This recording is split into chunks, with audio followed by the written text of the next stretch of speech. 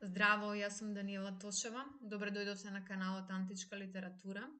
Во денешното видео сакам да ве запознам со еден корпус наречен Грчки магиски папируси, кој што го имаме во превод и на македонски јазик во две книги, што кажува дека станува збор за прилично обемен корпус. Сакам да ви објаснам што представува збирката, каде е пронајдена, кога се датира, кој ја напишал, односно кому му припаѓале овие текстови, за каква намена и за зборот магија, кој што има малку поинакво значење во антиката од она што го поимаме како магија денес. Прво, самите папируси или најголемиот дел од нив, затоа што таа збирка е дополнувана, се пронајдени на почетокот на 19-тиот век од египетски земјоделци, кои што ја продале, се разбира. Тоа станува бизнис во 19-тиот и почетокот на 20-тиот век во Египет. Таквите папируси со најразлични содржини се продаваат на ентузијазираните европјани и завршуваат по музеите низ Европа, некои од нив и како приватни збирки, колекции на познати богати граѓани. Така оваа збирка завршува кај Данастаси, кој што бил шведски и норвешки конзул во Египет во тој период.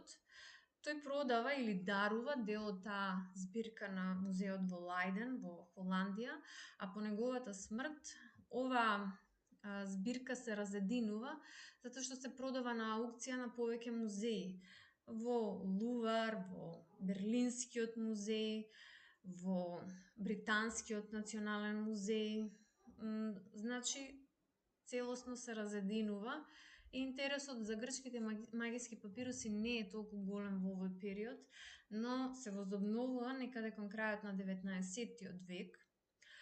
И на почетокот на 20-тиот век имаме во 1905 година предавање за оваа збирка од страна на германскиот класичен филолог Албрехт Дихтрих, кој што не ја насловува Грчки магиски папируси. Значи, се уште го нема тој назив, бидејќи научната јавност има одбивност кон ваков тип на содржини, просто ја насловува Избор од грчките папируси.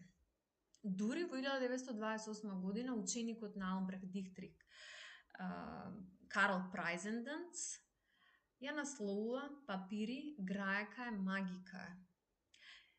Значи го прави првото издание комплетно, без оние коптските, затоа што подоцна се внесени коптските папируси со иста содржина, и прави превод на германски јазик.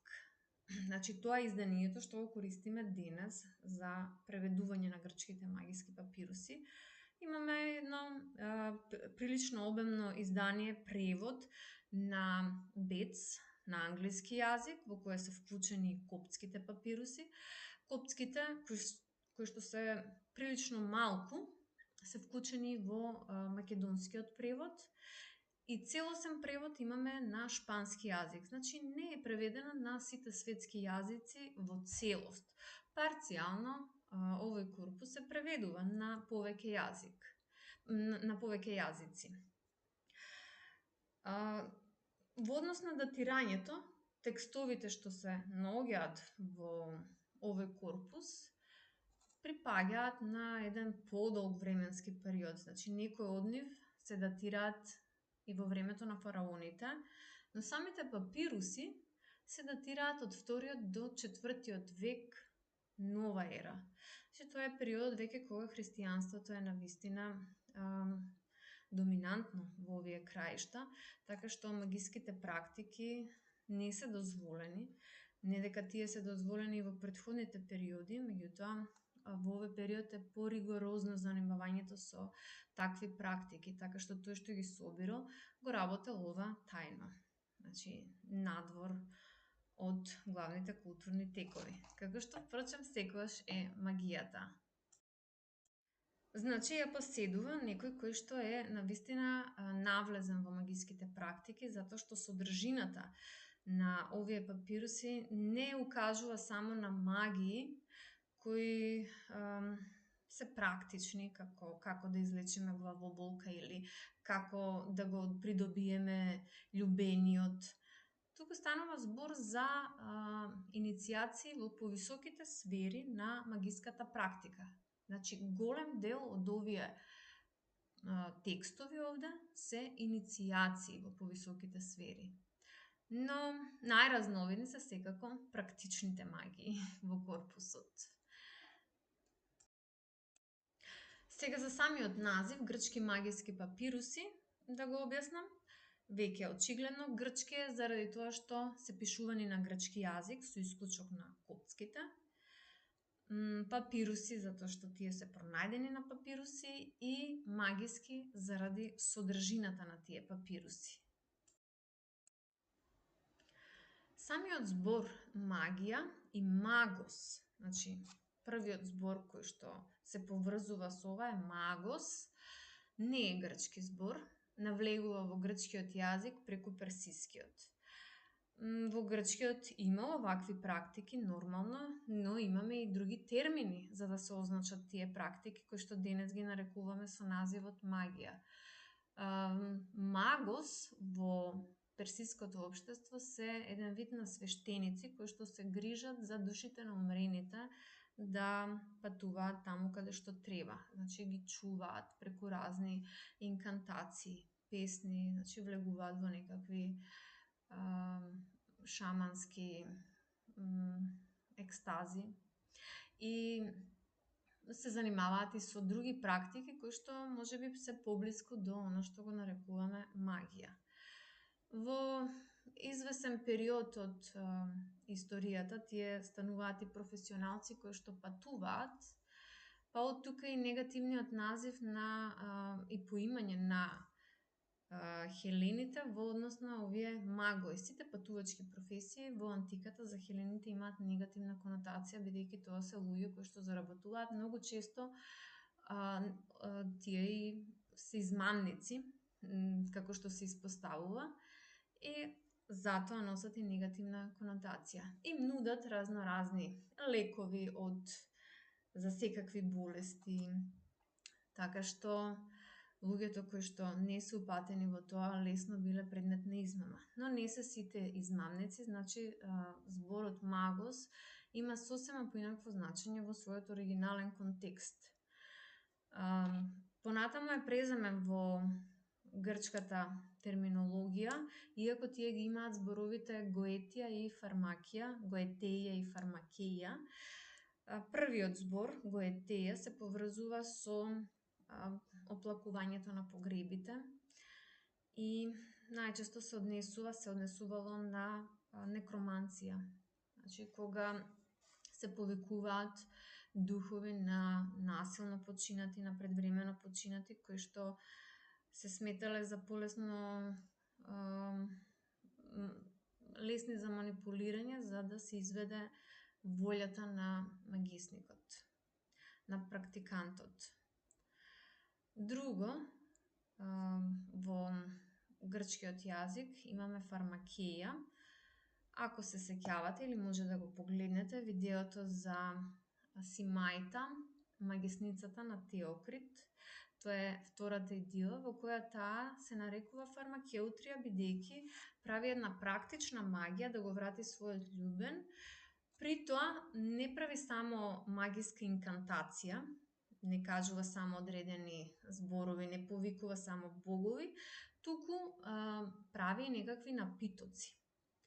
И тоа се поврзува со фармакеја. Значи, тоа е тип на магија каде што имаме подготовка на некаков напиток, таа прави напиток со гуштер, често пати гуштерот и во магиските папируси се употребува за правење на љубовна магија и со тоа фармакон всушност го исполнува своето оригинално значење. Тоа е средство, може да биде средство за лечење, значи тогаш е лек, фармакон, но може да биде и отров. Во магиската практика фармакон е средство, физичко средство со кое се постигнува саканата цел. И продолжуваат тие термини да постојат во грчкиот јазик, меѓутоа навлегува и зборот магија преку магос. На почетокот се поврзува само со мажи, немаме жени магепснички, иако во грчката историја имаме жени кои што се занимаваат со такви магиски практики. Да се подсетиме на Кирка, која ги претвара другарите на Одисеј во свињи, да се подсетиме на Медеја, која што ја убива новата жена на Јасон и незиниот татко исто така преку магија и прави редица други работи кои што влегуваат во тој домен на магијата. Преку латинскиот јазик, зборот магија навлегува во останатите европски јазици. Магија, арс магика, се однесува на оваа магиска вештина која што вклучува не само правење на практични магии, туку иницирање и во повисоките сфери на магиската практика. Со тоа што магос е некој кој што не му е потребно понатаму тој што е навлезен во повисоките сфери да прави иницијации пред секоја пракса, туку може да манипулира со волјата, бидејќи веќе е навлезен во повисоките сфери, кога ќе посака, може да го прави тоа. Затоа и Орфеј го нарекуваат магос, ама го нарекуваат и со поградни имиња, иако во суштина тој не е магос, бидејќи имал следбеници. Магите немаат следбеници, оние што се занимаваат со магија, го работат тоа индивидуално, евентуално да имаат некој помошник или ученик, што го обучуваат понатаму да се занимава со таа практика. Но секако немаат следбеници како што имал Орфеј.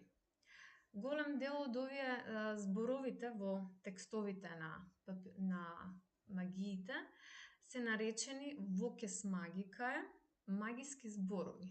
Што е тоа? Тоа се зборови кои што за нас немаат никакво значење, ниту се преведуваат, но имаат очигледно некакво значење за да предизвикаат одредена енергија. И затоа и се изговараат дословно по истиот редослед како што се кажани, како некој вид на мантра, да кажеме. Овие грчки магиски папируси делумно ни се познати, иако велам пронајдени се во нововековието, но средновековните гримоари се всушност со слична содржина со тоа што го гледаме во грчките магиски папируси. Така што таквиот тип на практика навлезене во Европа, можеби и преку други патишта. Оно што го имаме тука во папирусите е нешто што е зачувано во својата можеби пооригинална форма. Не е видоизменето понатаму со менување на времето, нели?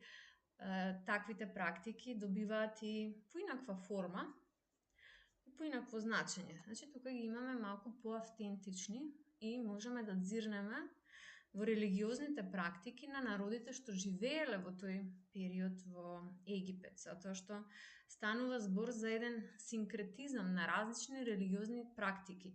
Тука се спомнуваат грчки божества, тука се спомнуваат египетски божества, тука имаме спомнување на Јахве и на еврејските практики, се спомнува Исус и архангелите, значи имаме една навистина мешавина или поточно амалгам, спојување на различни религии во едно,